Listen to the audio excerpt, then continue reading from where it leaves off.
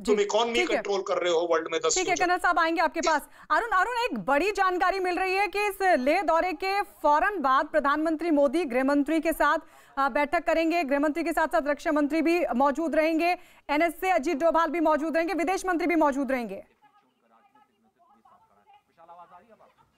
देखिए, प्रधानमंत्री जब फॉरवर्ड पोस्ट का दौरा करने आते हैं तो उस दौरे का मकसद होता है यहां से जाने के बाद रक्षा मंत्री और जितने भी लोग कंसर्न हैं, जितने भी लोग देश की रक्षा सुरक्षा की नीति बनाते हैं, जानकारी रखते हैं, फैसलों में भागीदारी उनकी है, उन सबके साथ एक फॉरवर्ड प्लानिंग बनानी पड़ती है। प्रधानमंत्री यहां आए हुए हैं जब सिचुएशन इतनी टेंस है, तनाव की स्थिति है, तो प्रधानमंत्री यहां सिर्फ हालात का जायजा ही लेने नहीं आए हैं, वो चीज़ों को समझ करके। और मैं आपको जब बताऊं, हमारे ठीक पीछे जो एयरपोर्ट है वहां पर प्रधानमंत्री यहाँ के जो अधिकारी हैं, जो यहाँ के कमांडर हैं, उनके साथ भी बातचीत कर रहे हैं। यानी एक मुकम्मल तस्वीर लेके यहाँ से जाएंगे, एक मुकम्मल जानकारी लेके जाएंगे कि हम कहाँ हैं, चीन कहाँ है, कहाँ वो एरियाज हैं जहाँ पर विवाद है, जहाँ तनाव है।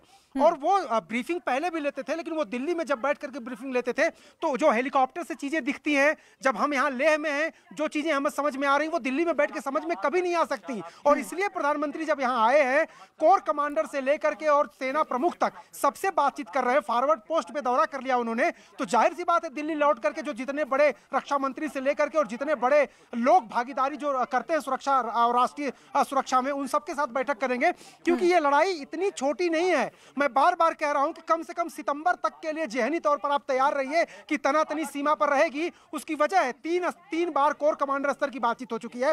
बातचीत की मेज पर चीन हमेशा मान जाता है, चाहे वो मोल्डो की बात हो चाहे चुशुल की बात हो। यहाँ ठीक है, हम डिसएंगेजमेंट करेंगे, हम अपनी सेना को एक्चुअल पोजीशन पर ले जाएंगे। लेकिन जैसे ही बाहर निकलता है क्या करता है? 6 जून को जो बातचीत हुई थी उसमें भी तैयार हो गया था। 15 जून को गलवान में क्या हुआ? इसलिए हम कह रहे हैं कि हमें लंबी लड़ाई के लिए तैयार रहना होगा। हम उकसाएंगे नहीं, लेकिन अगर वो उकसाएंगे तो हमारे पास कोई दूसरा चारा भी नहीं है। और offence is the good defence, ये कहा जाता है। हम फिलहाल रेस्ट्रेन हैं, हम एहतियात बरत रहे हैं, लेकिन चुनौती सामने आएगी तो जैसा कि 2 रिटायर्ड सैनिक भी कह रहे हैं आपसे और हम भी कह रहे हैं कि तैयारी मुकम्मल है, जज्बा जबरदस्त है और जो उत्साह है वो आसमान पर है।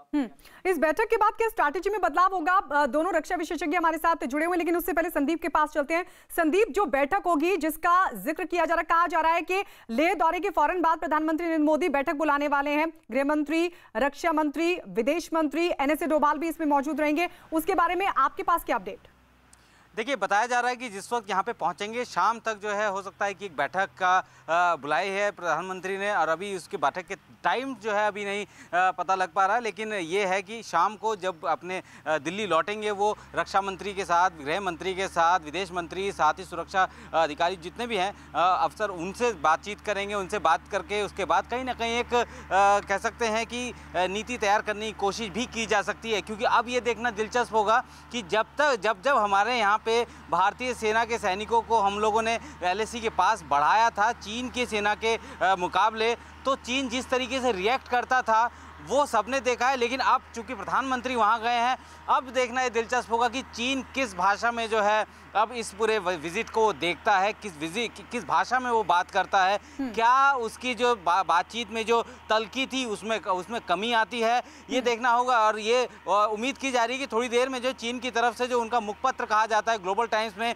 इससे संबंधित कोई ना कोई खबर ज़रूर छपेगी और उसमें जो है साफ हो जाएगा कि चीन ने इस तनाव के दौर में जब प्रधानमंत्री लेह का दौरा कर रहे हैं तो ये कितना इम्पैक्टेबल रहा है, कितना असर जो है पड़ेगा। क्योंकि जो दोनों देशों के जो कमांडर लेवल की बातचीत है उसमें जो है कई सारी चीज़ों पर सहमति हुई, लेकिन सहमति ज़मीन पर नहीं उठ पाई।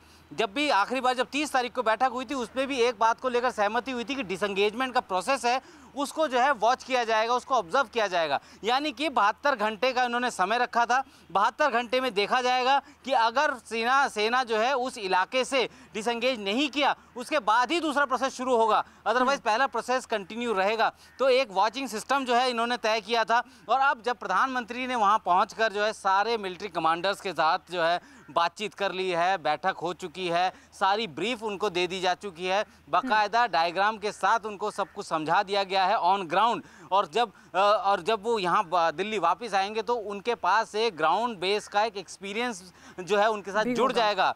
और वो जब सामने बात करेंगे बाकी सबसे कि अब आखिर करना क्या है। आर्थिक मोर्चों पे हम लोग जो है घेराबंदी हमने शुरू कर दी है और अब जो है सैन्य मोर्चे पर जो है हम लोग ये स्थिति है। तो ऐसे में ये देखना होगा कि जब फर्स्ट हैंड रिपोर्ट लेके जब सब बैठेंगे एक साथ तो कहीं ना कहीं कोई एक बड़ा कदम जो है उठाने की प्रधानमंत्री की